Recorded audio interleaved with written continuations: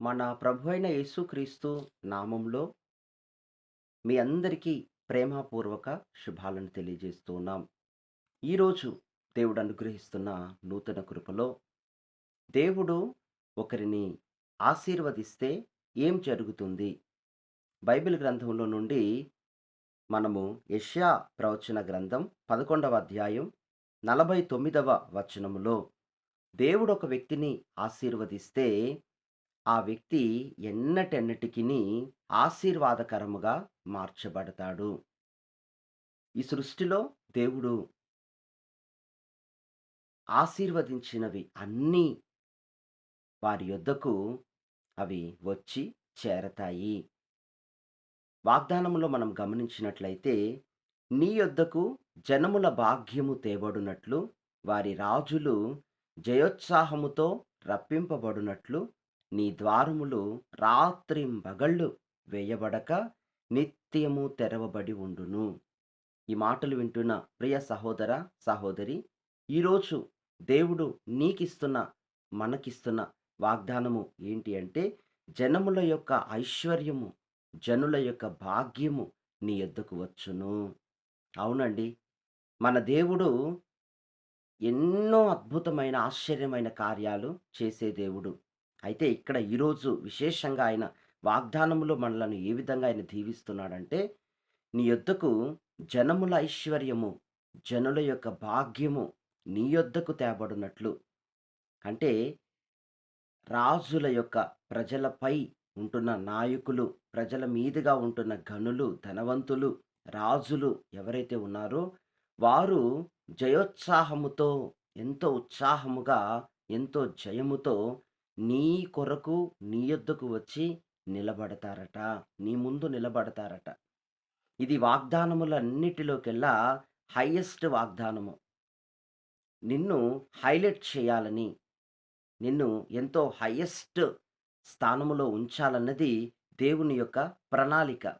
ఆత్మీయంగాను, శారీరకంగాను, చదువు పరంగాను, ఆర్థిక పరంగాను, ఆలోచన పరంగాను, సామాజికంగాను, నీ యొక్క సేవా పరిచర్యలోను, నీ యొక్క ప్రతి రంగములోనూ నిన్ను దేవుడు ఒక హై పొజిషన్‌లో, ఒక హైయెస్ట్ స్థానంలో ఉంచాలని ప్రణాళిక కలిగిన దేవుడు ఈరోజు నీకు ఈ వాగ్దానం ఇస్తా ఉన్నాడు.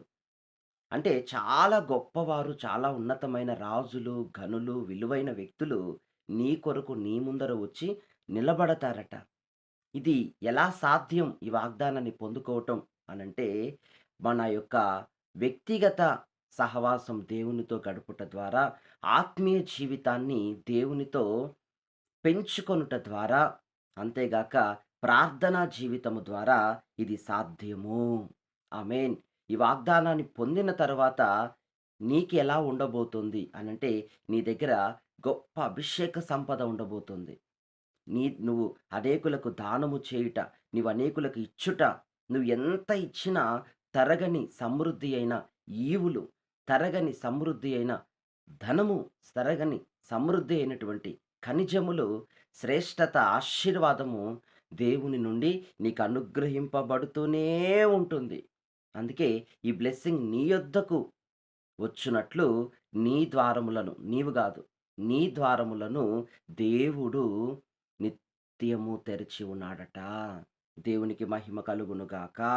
ఆమేన్. ఈ మాటని ఈరోజు గట్టిగా పట్టుకొని దేవుని వైపు చూస్తూ మనము వినయముతోనూ, భయభక్తితోనూ, విధేయతతోనూ ఆయన సన్నిధిని ప్రాధేయపడినప్పుడు ఇది నెరవేర్పులోనికి ప్రభు తేబోతున్నాడు.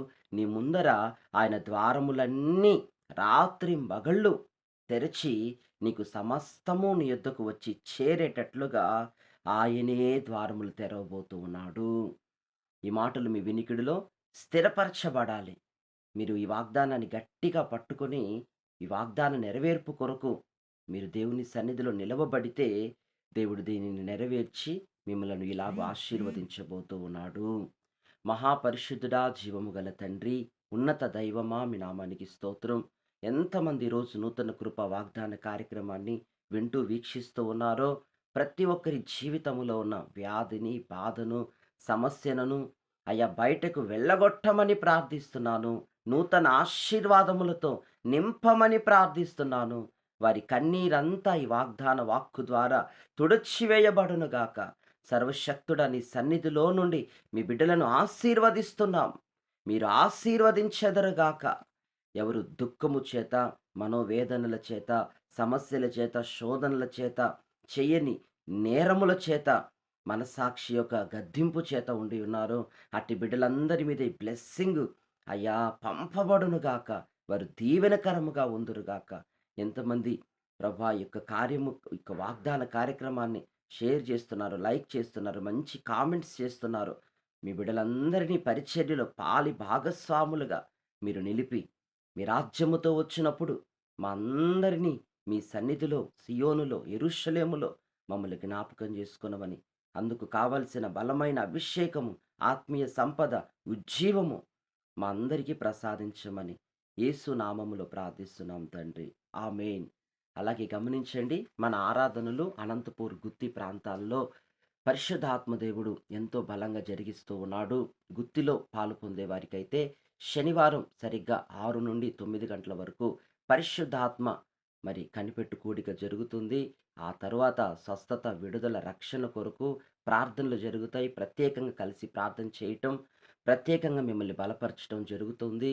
అంతేగాక ఆదివారపు ఉదయకాల ఆరాధన 7-9 వరకు గుత్తిలో ఆర్టీసీ బస్ స్టాండ్‌కి సమీపంలో తాడిపత్రి రోడ్డు మన ప్రార్థనా మందిరంలో ఆరాధనలు జరుగుతా ఉన్నాయి. ఇక్కడ అనంతపూర్‌లో వచ్చేవారైతే మరి సిండికేట్ నగర్‌లో రావి నారాయణ రెడ్డి కాలనీ దగ్గర ఓపెన్ ల్యాండ్‌లో మన ప్రార్థనా మందిరంలో ఈ ఆరాధనలన్నీ జరుగుతూ ఉన్నాయి. మీరు సద్వినియోగపరుచుకోవాలని మీ కొరకు ప్రార్థిస్తూ, ఆహ్వానిస్తూ ఉన్నాం.